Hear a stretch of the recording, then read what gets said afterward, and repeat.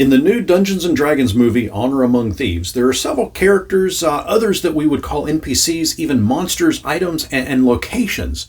GameMasters here, and one thing that I've always done after watching a movie is figure out a way that I could include part of what I just saw into one of my role-playing games. For example, the Blood Oath marker from John Wick, or a lightsaber from Star Wars. Even characters such as the Terminator or Aliens and Predators have shown up in my games. So it stands to reason that placing a few key characters, NPCs, monsters, and items that specifically show up in Honor Among Thieves into my Dungeons & Dragons campaign might happen, as D&D Beyond has provided stat blocks for the main characters of the film.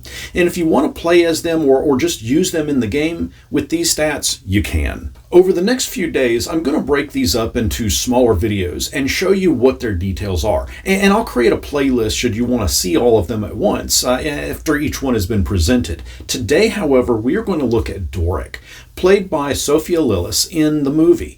Doric is a tiefling that was abandoned as a child and was taken by wood elves that dwelled in Neverwinter Wood. She will fiercely guard her adoptive community with nature's instincts taught to her by the Circle of the Moon. She fights for causes she believes in, and Doric joined the Emerald Enclave, which strives to preserve balance between civilization and nature. When the Lord of Neverwinter threatened her home, she led the resistance. Now, before we jump into Doric's stat block, I've got to thank today's Druidic supporters, DJ Vu, Rod Batten, and Louis Alanis. You guys, your support means a lot, and I thank you kindly. Doric, as mentioned, is a tiefling and is a neutral good druid, has an armor class of 14, 104 hit points, and has a movement of 30 feet. She has a strength of 12, her dexterity is 16, constitution is 14, intelligence is 16, her wisdom is 19, and her charisma is 10. She has damage resistance to fire, has dark vision out to 60 feet, and for languages, she knows Common, Druidic, Elvish, Infernal, and Sylvan.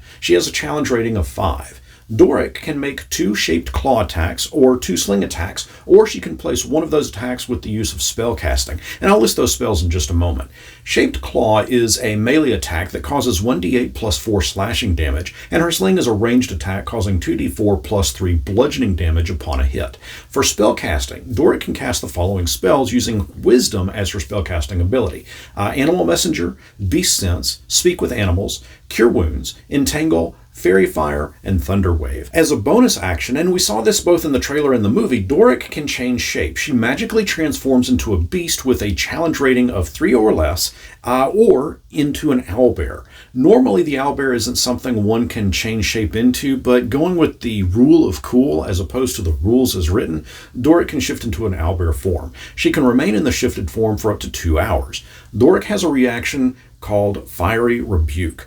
Being a tiefling, she has a kinship with flames and fire, and when she is damaged, she will magically engulf the creature that dealt the damage in flames. That creature must make a DC 15 dexterity save, else it's going to take 3d10 fire damage. Now, this should go without saying, but those are Doric's pencil and paper stats. What all she can do in the movie is a little different than what's been presented here, but if you're looking to have Doric solidly represented in your game, the stats that we've gone over just now will certainly allow for that. And I'll leave a link in the description as to where you can find Doric stats as well as others that appear in Honor Among Thieves movie. And if you'd like to see the videos we showcase about them all, be sure to bookmark this playlist. What's something that seems to be missing from Doric's stat block, and what stat block from the movie would you like to most see? Let me know down in the comments, and until next our paths cross, may your path not cross with an upset owlbear.